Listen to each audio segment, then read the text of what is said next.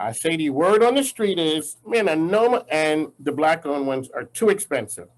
And then you take me to school and explain the industry. What we're going to do here today is talk about what you guys do and the challenges of being a black-owned business in the hair care industry that's catered toward black folks. Okay, first I'll start off by saying the hair care industry is a billion-dollar industry. And the African American community has made it the industry that it is.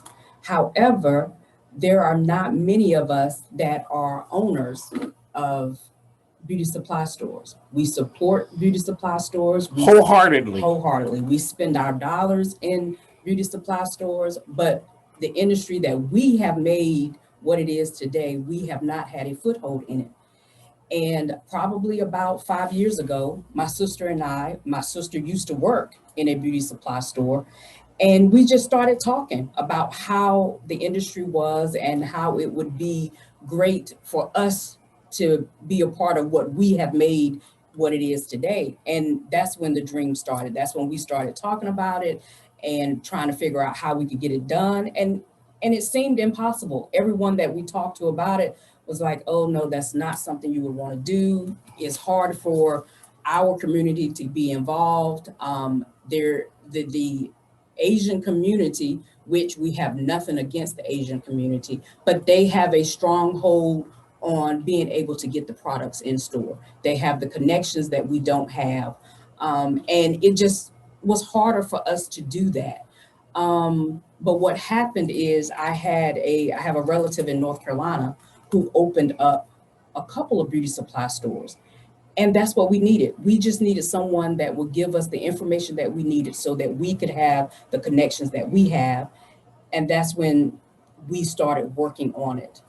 Since that dream started, I got married. My husband and I, we talked about it. And he said, let's do this let's thing. get it. Let's get it done. If that's what we want to do, then let's do it. Let's just focus on doing that. And that's what we did. And here we are today.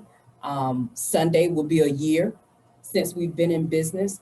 And it has not been easy, but with prayer and that attitude to stick and stay, we're still around and we intend to be around for a long time.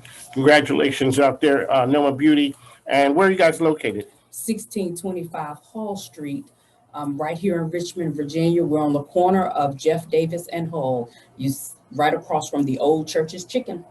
Alrighty, so one of the things that we talked about was, I guess, the access to inventory. Absolutely. Which holds things back. So me as the end user, I just see you guys are high just because you want to take all the money.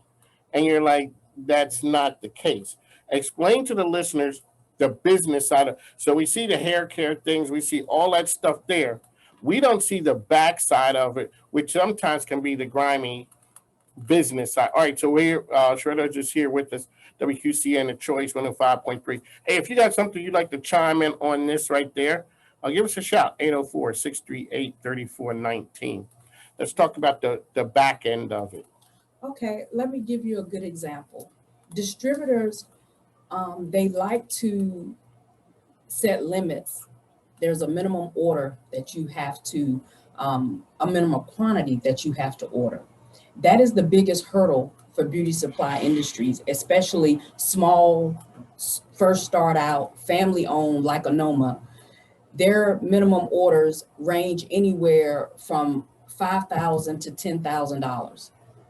Off top, that's what they say. If you're gonna buy from us, that is the minimum quantity that you have to order. Well, of course, with that minimum quantity comes a huge dollar value. And when you're first starting out, you don't necessarily have that ready capital to do that. So what you do, or what we have done, is we go with vendors that do not require a minimum, which sometimes may cost a little more, but you at least get some product in the door. Okay.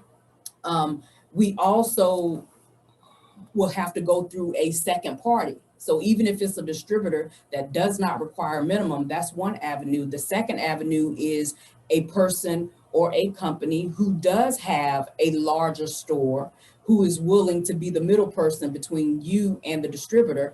you're still paying an additional markup on There's the another, product. there's a second markup. There's a second markup.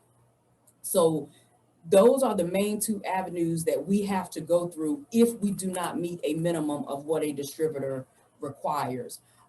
There's also the fact of a lot of our product do come from China. A lot of hair care products come from an area where some people have a foothold already. They have relatives there, they have other connections there, and they're able to bring that product in for little to nothing, so they can sell it for little to nothing.